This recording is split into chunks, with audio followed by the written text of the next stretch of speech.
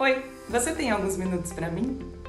Falar do Grupo Boticário é praticamente dispensar apresentações. Mas quando a gente fala de um conglomerado da beleza, um dos maiores do mundo, que reúne marcas como Boticário, Quem Disse Berenice, Vult, Beleza na Web, Oui, entre outras. Para haver a transformação por meio da beleza, o grupo também passa por constantes transformações e se reinventa junto ao varejo, segmento fundamental na economia brasileira. Para nos contar sobre como a tecnologia está sendo explorada no grupo, como a transformação digital e o uso da inteligência artificial estão sendo aplicados, o Minutos Corporativos recebe Daniel Knaufs, vice-presidente do Grupo Boticário. Há muitas novidades e tendências que você só vai saber aqui. Então já deixa o seu curtir, compartilhe esse episódio. E se você ainda não se inscreveu no canal, pode fazer isso agora, se puder e quiser, claro. Então é isso, depois da vinheta, fique conosco que o papo é bom.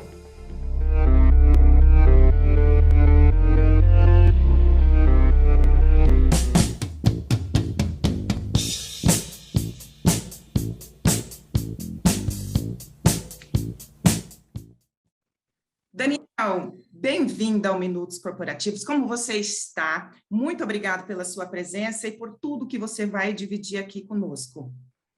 Imagina, eu que agradeço pelo convite, é um prazer estar aqui com vocês e dividir nossas histórias, aprendizados aqui com vocês e com todo mundo que assiste a gente. Ai, maravilhoso. Ó, o Grupo Boticário tem o propósito de transformar o mundo por meio da beleza. E para que isso continue acontecendo, várias transformações aconteceram, né? E continuam acontecendo, como a transformação digital. Então, a gente vai falar sobre o varejo, o segmento fundamental na economia brasileira e que tem se reinventado a cada dia. E aí, Daniel, como que o Grupo Boticário está estruturado neste setor? Bom, acho que o grupo é super conhecido, né? Mas vale falar porque quando a gente fala de digital, a gente imagina que é só um canal ou só uma forma de compra, né? Via e-commerce ou sobre um aplicativo. Mas, na verdade, o grupo é um grupo muito grande já, com 4.000 lojas, tem marcas próprias, marcas de terceiros que a gente distribui, tem 40.000 pontos de venda em farmácias e perfumarias de todo o Brasil, tem milhões de revendedores, então é um grupo muito extenso e também tem e-commerce, tem a Beleza na Web, que é um e-commerce de produtos de terceiros, que não são as nossas próprias marcas, a gente tem aplicativos, tem a venda direta digital, tem a venda direta tradicional, tem um pouco de tudo. Então, quando a gente fala da tal da transformação digital, eu até brinco que eu não gosto de usar muito esse termo, porque ele significa muita coisa para muita gente. E quando significa muita coisa para muita gente, ele não significa quase nada, porque cada um interpreta de um jeito. E para a gente, então, no final, a transformação digital, no final, significa uma coisa bem simples, que é como que a gente faz com que as melhores experiências aconteçam com os nossos clientes sempre, e que elas vão melhorando continuamente, que elas não sejam uma experiência única, boa agora, e a gente depois deixe de evoluir ou fique para trás. Então, para nós, o digital vem para melhorar o dia a dia dessa pessoa conosco. Como ela busca informação, ela ter mais acesso mais rápido, como ela pesquisa um preço, como ela decide se ela tem um produto adequado ou não, como ela escolhe receber o produto em casa, ou buscar na loja, ou buscar com uma revendedora. Então, para nós, o digital serve muito para melhorar a vida das pessoas em função do humano, em função do ser humano. É isso que a gente busca. Muito bem. Eu até quero dizer, né, que o Grupo Boticário dispensa mesmo, né, apresentações, que eu já tinha falado lá no começo, né, na abertura, que realmente, né, dispensa todas as informações a mais, e essa questão da transformação digital que você pontuou, né, é muito interessante mesmo, de como, né, cada um significa tanto para tanta... Tem gente que até tem medo de ouvir, né, falar sobre transformação digital, e veja só, a gente vive isso no invisível, né, todo mundo acaba consumindo isso, né, e aí como que a tecnologia tem sido explorada pelo Grupo Boticário?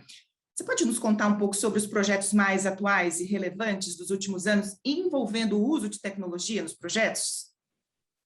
Claro, a gente costuma ver tecnologia como aquilo que as pessoas usam e percebem a tecnologia, né? Um aplicativo no celular, a autoajuda numa loja, algum device, alguma coisa, isso tudo a gente tem também, e eu vou comentar. Mas a nossa visão sobre tecnologia é que é aquilo que eu estava comentando, ela resolve problemas.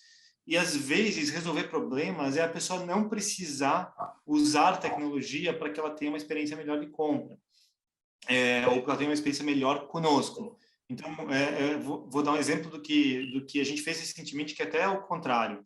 Recentemente a gente passou pelo Dia dos Pais, e a gente tem a nossa base de CRM, que já é muito grande e tem muitos anos, e a gente ativa naturalmente por vários modelos, né? Por mensagens, por redes sociais, por e-mail e tal. Mas a gente precisava saber, a gente sabe que Dia dos Pais é uma data delicada, e agora com toda a pandemia ficou ainda mais delicado. Muita gente perdeu, muita gente querida. Então, a gente precisava ter certeza que a gente não estava ofendendo ninguém ou machucando ninguém. Então, antes de mandar um e-mail ou uma comunicação sobre o Dia dos Pais, a gente mandou uma pergunta para a nossa base de clientes, perguntando: você quer mesmo receber? A gente sabe que a gente está numa data delicada e talvez isso não seja conveniente. Então, a tecnologia serve, inclusive, para você deixar de perturbar alguém, se aquilo for perturbador, de um jeito muito delicado, porque aí você fala com as pessoas naquilo que é relevante para elas. Então, a tecnologia, ela serve para melhorar as experiências, inclusive quando essa experiência não tem que existir, porque, por algum outro motivo, ela deixou de ser necessária, relevante, ou até se tornou dolorosa para alguém.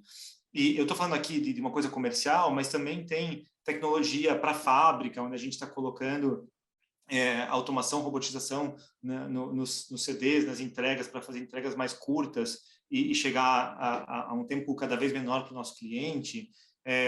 Também na gestão de processos internos, para trazer mais eficiência e colocar a nossa equipe trabalhando para coisas mais relevantes, né, sempre cada vez mais relevantes e menos mecânicas, então automação e, obviamente, várias para consumidor. Dei um exemplo de comunicação, mas também tem as experiências online que a gente tem falado. Então, recentemente a gente lançou um catálogo de vendas diretas, que a gente chama de catálogo digital, que as revendedoras montam os seus catálogos de acordo com os produtos, com os estoques que elas têm em casa ou com aquilo que elas querem vender, que elas possam adquirir rapidamente. Então, um catálogo personalizado para cada revendedora. Isso só é possível no digital. Isso não existe, não tem como ser feito isso no físico, porque é inviável, é muito caro e não é sustentável também. E às vezes... São alguns dos exemplos, tem bastante mais exemplos. Não, com certeza. Não, com certeza. E às vezes o catálogo também, até chegar no destino, talvez já esteja desatualizado, né? Até, talvez chegar ali no consumidor final mesmo, do seu objetivo. Essa é uma outra coisa que a gente tem debatido muito e que a gente acredita muito no equilíbrio aqui no Grupo Boticário e não na polarização. O que eu quero dizer com isso, né? Tem muita gente que gosta e vai continuar gostando de ter o catálogo na mão, de folhear, de ter o seu momento. Tem histórias que a gente ouve de pessoas que entendem que estar com aquele catálogo é aquele momento de relaxar, de esquecer das coisas do dia e tal. Então, é importante para algumas pessoas o catálogo físico. Para outras, elas querem velocidade, querem saber os últimos lançamentos, elas querem saber alguma coisa que tenha, alguma informação que não esteja ali no catálogo físico. Então, a complementaridade entre o digital e o físico é o que a gente entende como valor. E no final, é cada pessoa encontrar o seu melhor jeito de ser, de se relacionar conosco. É isso que a gente quer permitir, e não uma polarização entre um e outro. Fantástico. Eu quero só retomar...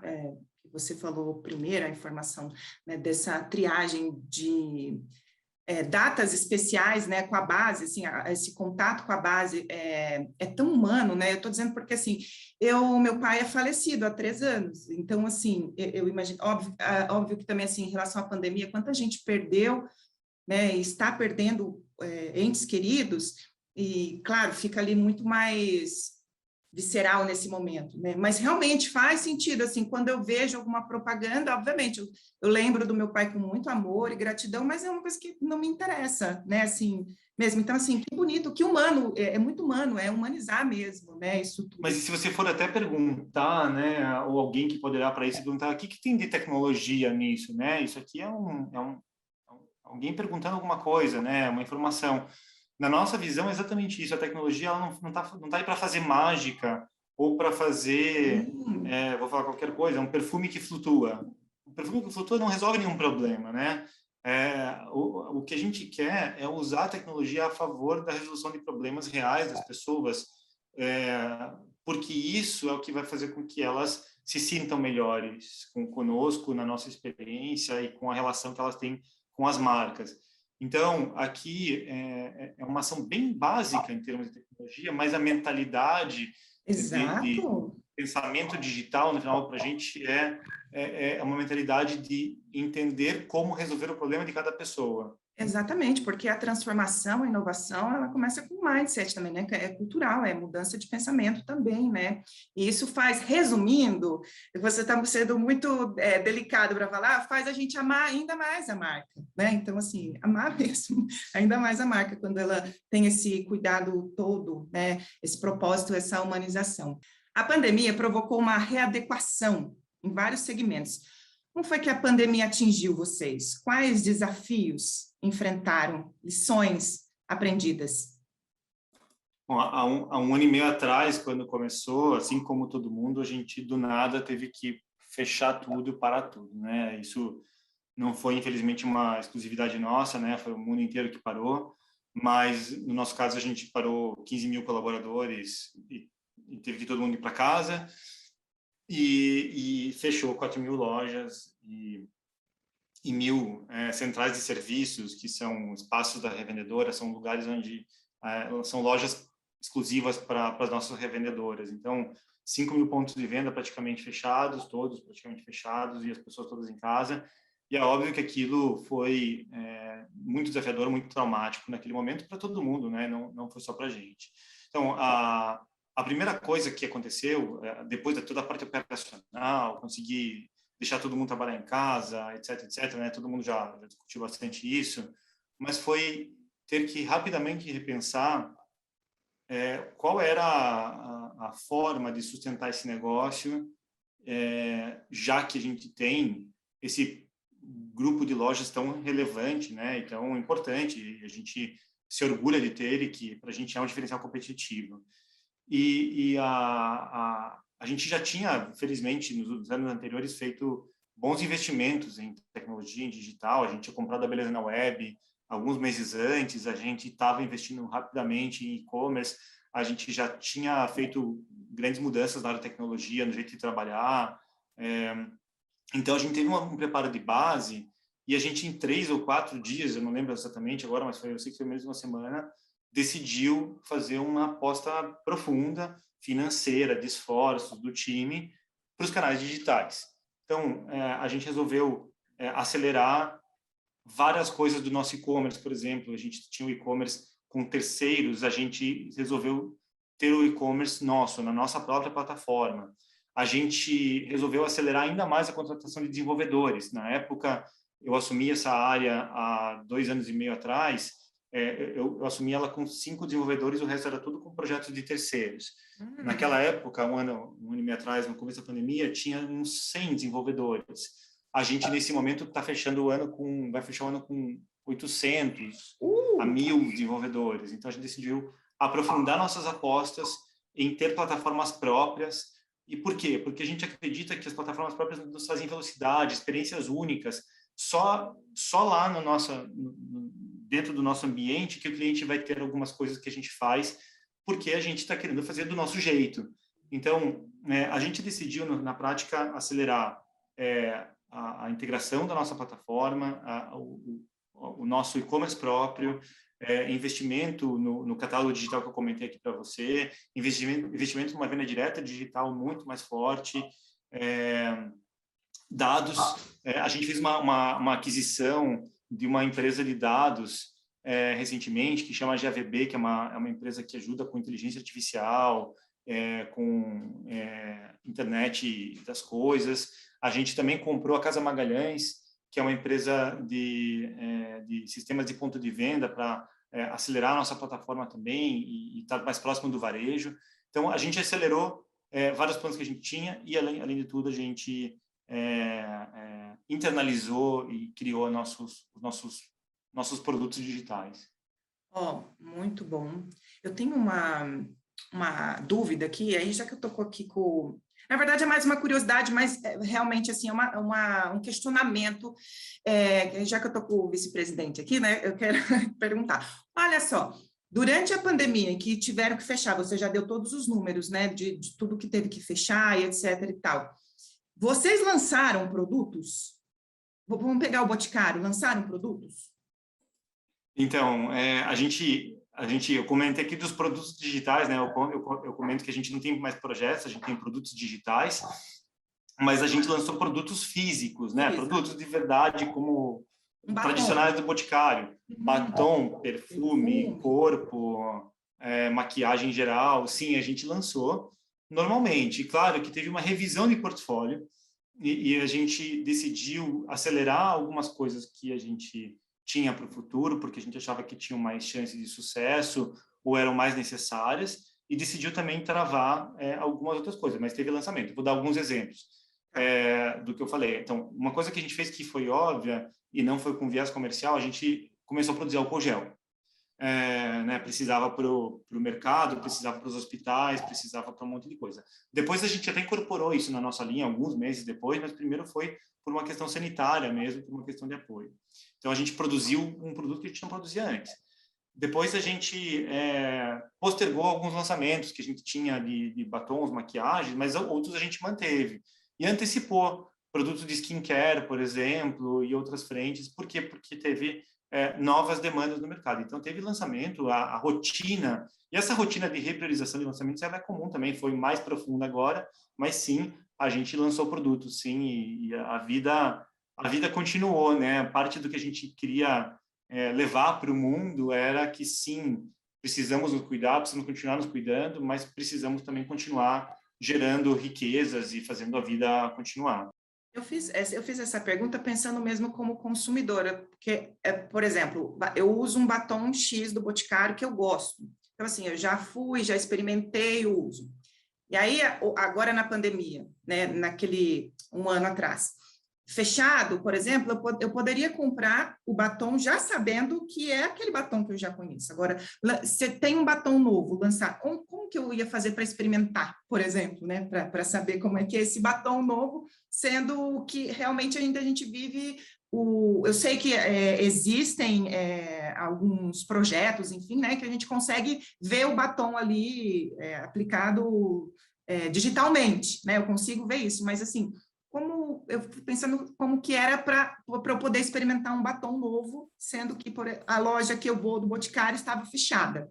Né? Então, sim, sabe que experimentação na cosmética é uma das coisas mais importantes, né, para a escolha de decisão de produto, e quando você leva isso para o mundo digital, é uma das maiores barreiras, dos maiores desafios, né, como experimentar um produto. Então, você deu exemplo, né, na maquiagem, já existem soluções, a gente tem no nosso portal, nos nossos aplicativos, para você fazer testes e ver o resultado daquela maquiagem, a textura, e a qualidade é muito boa. Você hoje consegue ter uma projeção bem feita em realidade virtual, realidade aumentada, você consegue ter uma projeção bem feita daquilo que vai ser o efeito daqueles produtos. Mas mesmo assim, falta tocar, falta cheirar, falta saber se você gosta da embalagem. E aí, o que a gente fez? Né? Tem coisas que a gente fez dentro do mundo digital normal, então deu mais destaque para essa parte da experimentação, da maquiagem. A gente se aprofundou, a gente fez uma aceleração das fotos dos produtos, das embalagens disponíveis no site para deixar com mais qualidade, para o cliente poder mexer melhor, assim, mexer digital, né? Mas para poder ter melhor percepção. Mas nada disso substitui o que você está falando, que é tocar no produto. E aí, o que acontece, né?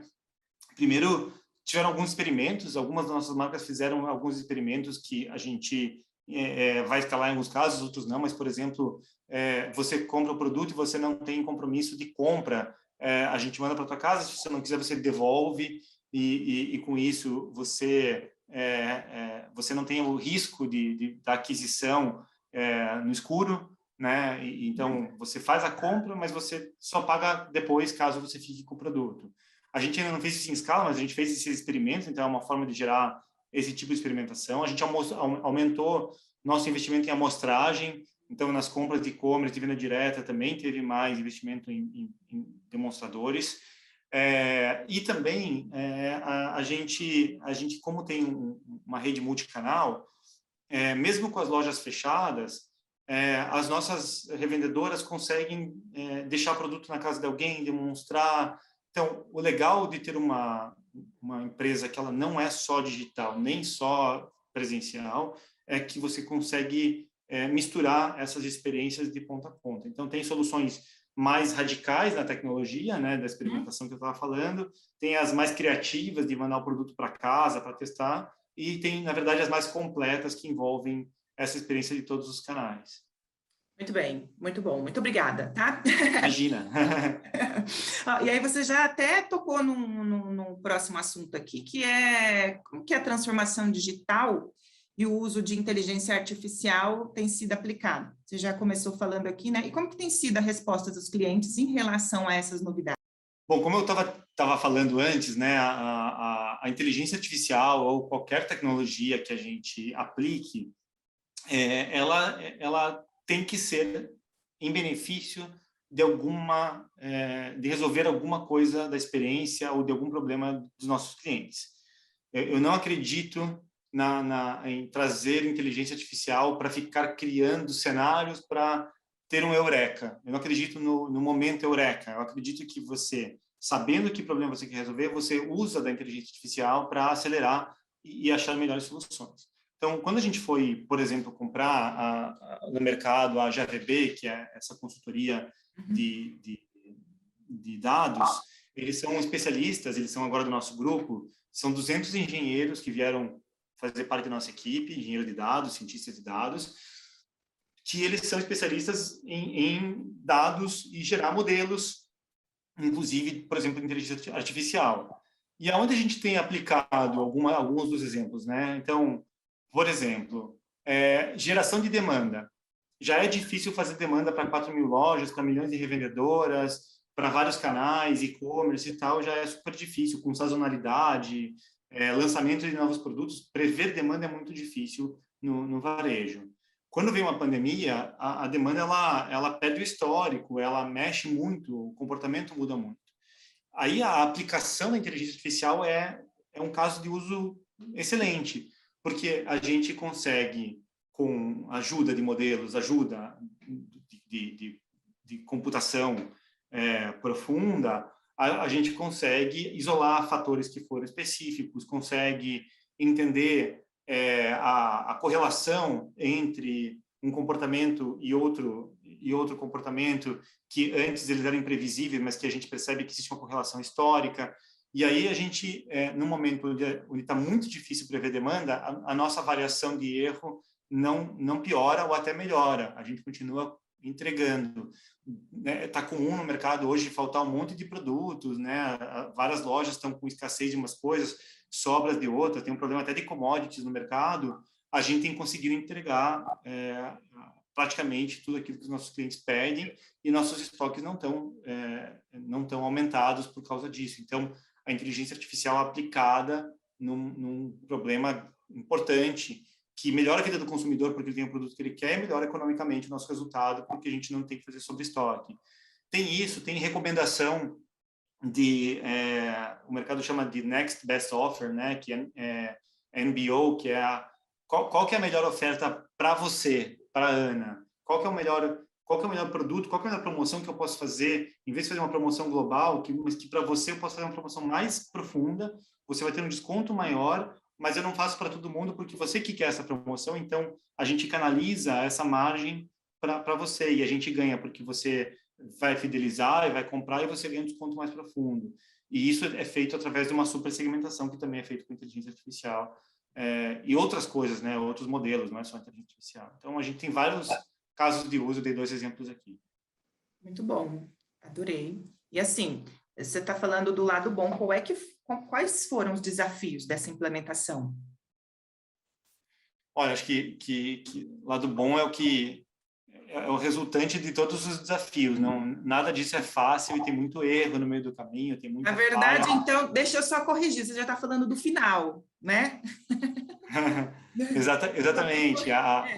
O, todos os sucessos são decorrentes de uma série de acertos e uma série de erros também. E no final você tem uma equação de mais acertos do que erros, né? Mas é um processo contínuo de aprendizado. Não é um processo de milagre e milagrosamente tem uma solução. E eu realmente sou muito duro criticando. Eu brinco dos professores pardais que chegam com ideias pré-concebidas, maravilhosas e que têm computadores que fazem tudo sozinhos. Não acredito nisso. Acredito em aprendizado que vem de tentativa, vem de erro e vem de experiência de uma equipe muito dedicada e conhecimento do cliente. Então, desafios que acontecem. Primeiro, uma equipe que sai de 7 pessoas de desenvolvimento, né? A gente tinha 150 pessoas na equipe de tecnologia, mas só 7 como desenvolvedores, para quase 1.000 no total. É uma equipe que tem que fazer uma formação cultural nova, a gente tem que aprender a contratar rápido, a gente tem que, quando contrata essas pessoas, tem que ter certeza que elas vão chegar jogando, porque a gente está acelerado, a gente tem que manter a equipe que está feliz, né? A gente não pode só privilegiar quem está chegando, então tem um desafio cultural e de contratação enorme no mercado que está aquecido, né? Esse é um dos primeiros desafios. O outro desafio é interno, né? Isso tudo tem investimentos muito altos. Então, a empresa tem que entender o que está fazendo e claro que a empresa entendeu e fez, mas ter clareza, ter conversas importantes, bom planejamento financeiro, planejamento estratégico e controle da eficiência, dos resultados desse tipo de coisa também é desafiador, porque quando você está crescendo, você está fazendo, é difícil parar para explicar ou para se comunicar, mas é importante numa empresa desse tamanho. E tem desafios também de mercado, né? Outras empresas fazendo coisas interessantes, os clientes mudando de comportamento no meio do caminho, né? A previsibilidade que eu estava falando, mais volátil agora com a pandemia, mudanças radicais de planos, enfim, todo tipo de desafio. Mas eu diria que o maior desafio foi o cultural, foi o primeiro que eu falei. E assim, contratar, como você falou, né? Sem parar o barco, acelerado, e vocês estavam trabalhando home office? Sim, eu tenho hoje praticamente 75% da minha equipe que foi contratada em full home office, ou seja, essas pessoas vieram pós-pandemia. Eu não conheço elas pessoalmente. Isso é difícil demais. E o Boticário já adotou até uma decisão de política no pós-pandemia que a gente que a gente chama de remote first, ou seja, mesmo depois da pandemia, a gente não vai voltar todo mundo para o escritório e vai ter o foco remoto como prioritário. Então, hoje, na minha equipe, eu estava vendo até o mapa do Brasil, a gente tem gente em praticamente todos os estados, isso é muito legal. Muito legal. Tem uma boa parcela em Minas Gerais, que a gente não tem um escritório lá, tem uma grande parcela no Ceará, que a gente não tem escritório também lá. Em Manaus, a gente contratou gente também, Rio Grande do Sul, que é com a aquisição também da GVB. Então, a gente está fora do nosso eixo original, São Paulo e Curitiba, contratando no Brasil inteiro, e é muito legal. Então, essa é a parte boa que veio com isso, com esse aprendizado. E todo mundo remoto, mas a gente já conseguiu até fazer team buildings remotos, a gente conseguiu fazer festivais de música, a gente conseguiu encontrar aplicativos que ajudam a melhorar o trabalho remoto. Tem um que é o Slack, que a gente instalou aqui, que é muito interessante para fazer um escritório virtual e melhora muito a comunicação para sair de comunicação informal. Então, não é só uma questão cultural, precisa de instrumental, ferramental também, e a gente investiu muito nisso, e a gente hoje está bem confortável com esse modelo, e a gente vai ter encontros presenciais valiosos quando passar a pandemia, algumas vezes ao ano, a gente vai se reconectar, essas pessoas também vão se encontrar para se reconectar. E aí vai ser com muita qualidade, né? Que a gente vai... Exatamente, essa é a nossa escolha. Isso não é só na tecnologia, isso é no grupo inteiro, isso foi uma decisão do grupo. É claro que nas áreas que são possíveis, né, o grupo é muito extenso, a gente tem fabricação, a gente tem loja, não é possível fazer isso em todas as áreas, mas aonde for a gente vai sim priorizar isso. Adorei, muito bom saber. E aí, ó, como é que tem sido a análise de dados, especialmente nesse momento? Quais são as expectativas do Grupo Boticário com projetos futuros e IoT para o varejo? Olha, a gente acredita que com a entrada de 5G e com outras tecnologias que estão vindo, algumas dessas frentes vão ser aceleradas. Mas na nossa visão, mais uma vez, elas têm que vir para fazer alguma coisa interessante e que resolva alguma coisa para o cliente. Então, eu vou dar um exemplo de loja ainda, não é um IoT, mas que pode evoluir para isso. Então, você vai numa das nossas lojas conceito hoje, a gente tem 5 flagships no Brasil e a gente está abrindo mais. Você pode fazer, por exemplo, um perfume personalizado. Você faz o teu perfume.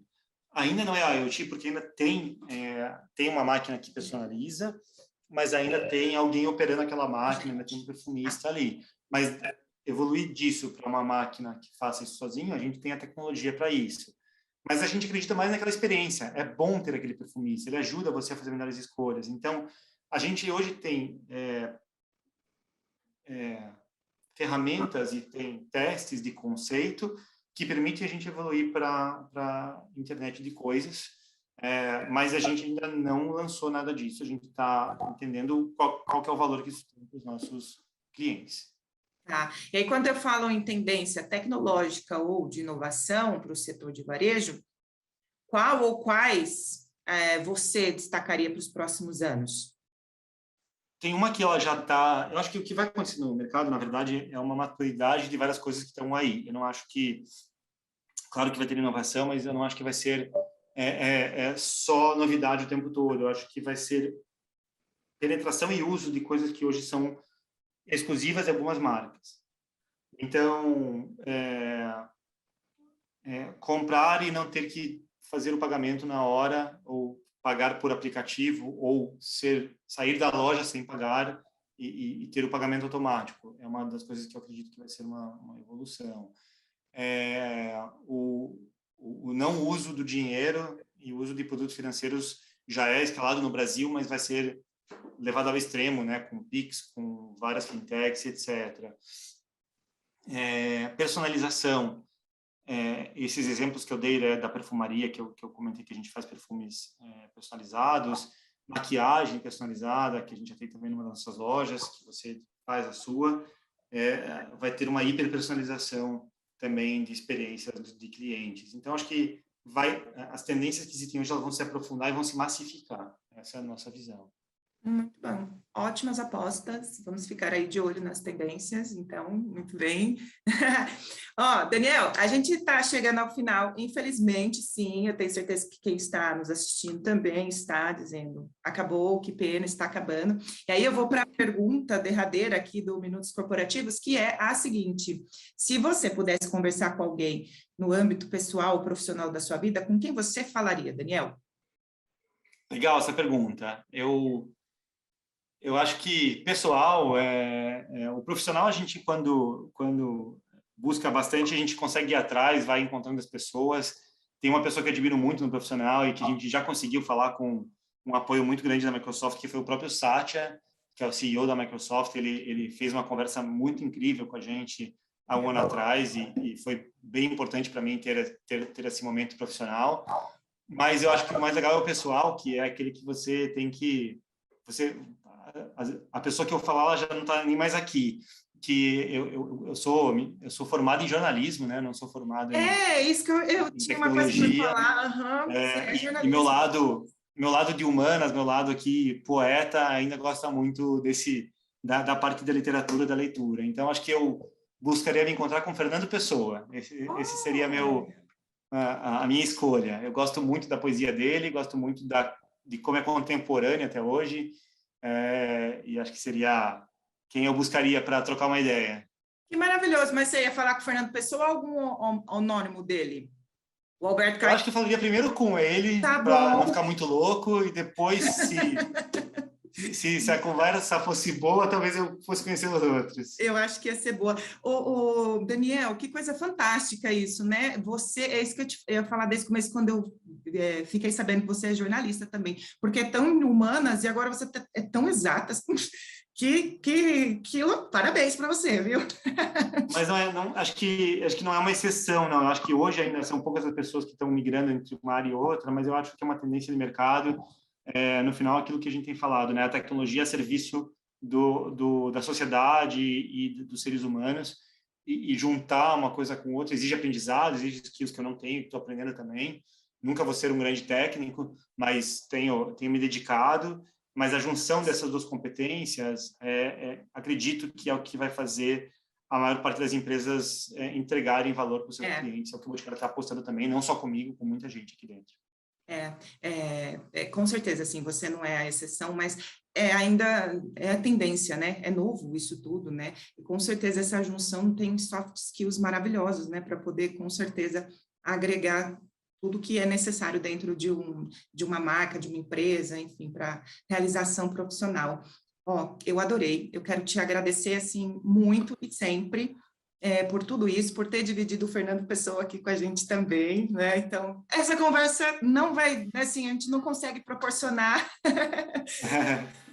acho que nem com toda a tecnologia, quem sabe um dia, né? Mas muito obrigada, foi incrível a maneira com que você didaticamente explicou aqui com a gente e humildemente passou todas essas informações. Então, muito obrigada, muito mais sucesso para você, para todo o seu grupo, sucesso na sua caminhada e que continue transformando mesmo o mundo todo, né, pela beleza e por tudo que você consegue e pode oferecer na sua trajetória. Obrigada mesmo, Daniel. Legal, eu que agradeço pelo convite e por poder dividir aqui o que a gente tem feito no Boticário. Estamos contratando muita gente, então fiquem atentos às nossas redes sociais aí, que sempre tem vaga. E obrigado pelo convite. A gente que agradece para sempre. Bem-vindo sempre ao FutureCom. Você que está nos assistindo, muitíssimo obrigado pela sua audiência. Se você tiver alguma pergunta, um insight, uma dúvida aqui para o Minutos Corporativos, é só você escrever para minutoscorporativos@informa.com. O endereço está aparecendo para você aí. Seja muito bem-vindo e até a próxima.